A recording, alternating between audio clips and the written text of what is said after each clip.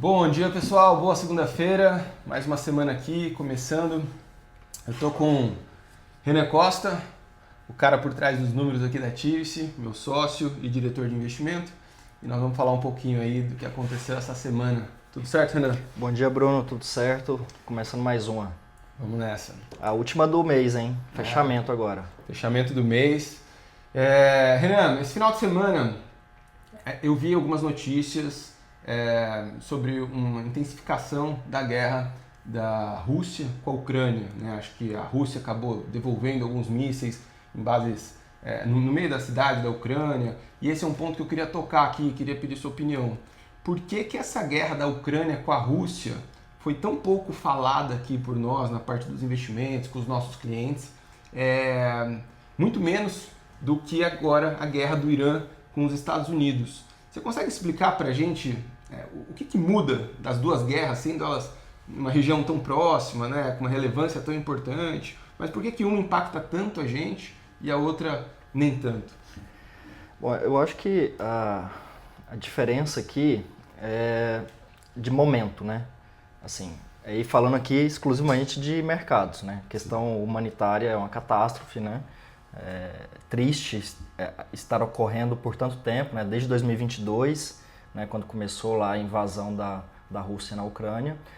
Mas para os mercados, o impacto aqui são as commodities, né? Principalmente petróleo e grãos, no caso da Ucrânia, né? Que ali é a Ucrânia, a parte leste da Ucrânia ali é muito produtiva em grãos, principalmente milho e trigo. Então lá no começo da guerra houve um impacto relevante nos mercados, né? Ali nos primeiros 3 meses da guerra, o petróleo chegou aí para $140, né? Até superior ao que está agora na guerra dos Estados Unidos contra o Irã. Porque havia um grande receio de como seria o embargo ao petróleo russo, né? E aí o que foi vendo aí no passado do tempo é que esse embargo não funcionou como o mercado acreditava que funcionaria, né? A Rússia, de certa forma, ela conseguiu ir driblando ali as restrições de oferta, e aí o mercado precificou isso rápido, né? Viu que o petróleo continuava fluindo de forma relevante, a questão dos grãos também continuou fluindo, havia ali uma expectativa de que poderia afetar bastante a produção da Ucrânia, né?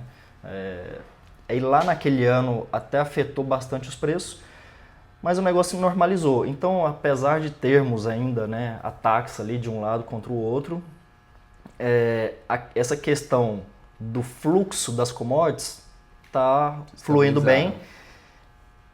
E assim, talvez até por isso a guerra esteja durando tanto, né? Porque a Rússia continua vendendo muito bem seu petróleo, agora a preços até mais altos, né?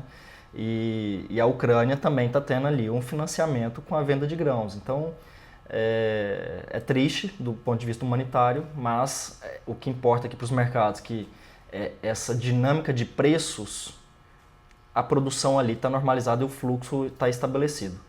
E agora aqui do lado do Oriente Médio, a gente ainda está tendo um impasse, né, ali no Estreito de Hormuz, é muito relevante para o fluxo de petróleo. Mas nesse final de semana agora, aparentemente houve algum avanço na negociação entre os Estados Unidos e o Irã, e o petróleo está caindo 5% hoje, tá, já abaixo de $100.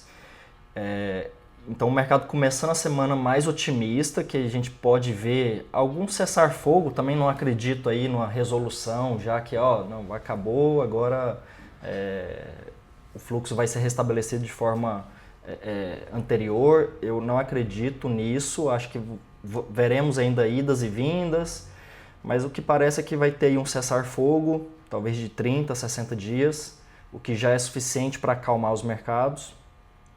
Então o petróleo caindo bem hoje e as bolsas reagindo muito bem. E aí aqui já até puxando um pouco, né, para o nosso mercado, o Ibovespa vem sofrendo bastante aí nas últimas 6 semanas, são 6 semanas seguidas de queda aqui no nosso mercado, o investidor estrangeiro retirando dinheiro, Então, era uma das coisas que eu falava aqui internamente, né, que no começo do ano esse investidor estrangeiro entrou de forma muito agressiva, mas eu sempre pontuei que, olha, esse dinheiro do gringo, a velocidade que ele vem, ele também volta. Então, estamos há 6 semanas seguidas de retirada de dinheiro do estrangeiro, uma realização de lucro, um pouco também, assim, o cenário de fato piorou, né? A inflação está sendo revisada para mais alta, né, aqui no Brasil. O juro, o mercado antes esperava a Selic aí indo para 12% no final desse ano. Agora já se fala aí em 13,5% de Selic para esse ano, entre 13 e 13,5%. Então, assim, de fato, são dados ruins, né, do ponto de vista macro. E o investidor estrangeiro falou, cara, deixa eu reduzir um pouco aqui, realizar um pouco de ganho, até a gente ver como é que fica essa resolução da guerra aí. Mas eu acho que para essa semana, especificamente, a gente aqui está com uma visão um pouco mais positiva, tanto porque estamos há 6 semanas em queda, podemos ter aí algum alívio aí, quanto porque o noticiário, pelo menos nesse final de semana, deu uma melhorada aí na questão do petróleo, que é hoje o grande driver dos mercados. Legal demais. Vamos tentar recapitular alguns pontos importantes. Então, teve uma melhora, uma possível melhora na negociação entre Ucrânia e Estados Unidos. Isso Ucrânia não, e entre o Irã, né? Entre o Irã e Estados Unidos, que é a guerra que está impactando muito a gente aqui, né? Isso acaba melhorando muito o preço do petróleo, né? Por quê? Porque já entendem que, havendo uma negociação ali, o fluxo volta a normalizar, e a gente acredita que isso vai voltar, né? A diferença é se vai voltar agora em 2, 3 semanas ou 3, 4 meses, 6 meses. Quanto mais tempo esse petróleo alto, isso afeta a inflação dos países ao redor do mundo.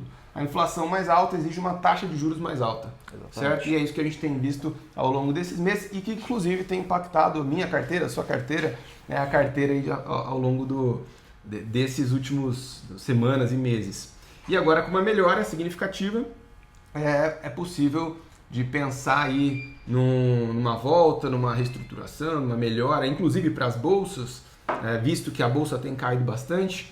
É um pouco da sua ideia, Costa? O que você pensa? Então, acho que para essa semana, né? Então, semanalmente aqui a gente vai atualizando. Para essa semana a gente está com uma visão um pouco mais positiva aqui para o nosso mercado, né? A gente acha que a bolsa tem espaço aí para ter algum fôlego, fechamento de mês, um mês muito negativo, acho que podemos ter aí algum respiro, mas ainda não acho que aquele negócio assim, não, agora vai voltar lá para 200 mil pontos, ainda não estamos com essa confiança, achamos só que podemos ter aí um respiro nessa semana, final de mês, esperamos que sim, né, as carteiras agradecem.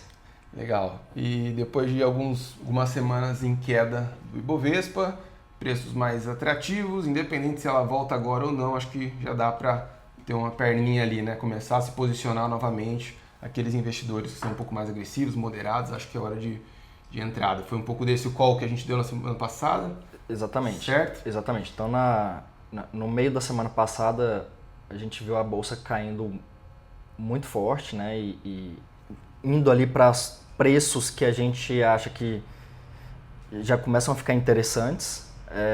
Então, aqueles investidores que estavam com baixa alocação em bolsa, né, e nos questionavam sobre aumento de posição ou compra de ações, a gente começou a aproveitar esse momento agora para aumentar um pouco ali. A gente, apesar de achar que ainda não é um momento de recuperação forte da nossa bolsa, a gente acha que isso vai ficar mais para o segundo semestre, mas nos preços atuais a gente já vê uma melhora de posicionamento em relação a janeiro e fevereiro, por exemplo. Legal. Bom demais. E as últimas notícias então, né? Essa semana a gente consolidou aqui a parceria com a CREMESP, que é o Conselho Regional de Medicina do Estado de São Paulo inteiro. São mais de 180 mil médicos que passam a ter vantagens aqui para estar junto com a gente, participando do nosso planejamento 360. Então, se você é médico, tem amigo médico, né, passe essa informação para frente e nos seus contratos novos aí com certeza terão novas vantagens. Outro ponto importante é o imposto de renda. Dia 29 encerra o prazo da entrega, né, do imposto de renda. Então, se você ainda não fez, é bom correr, enviar os materiais lá, os dados para o contador para a gente conseguir concluir isso o quanto antes. A gente fica por aqui, certo? Tem mais alguma coisa? Não, por hoje é só. E a gente vai trazendo as notícias ao longo da semana. Até a semana que vem. Até mais.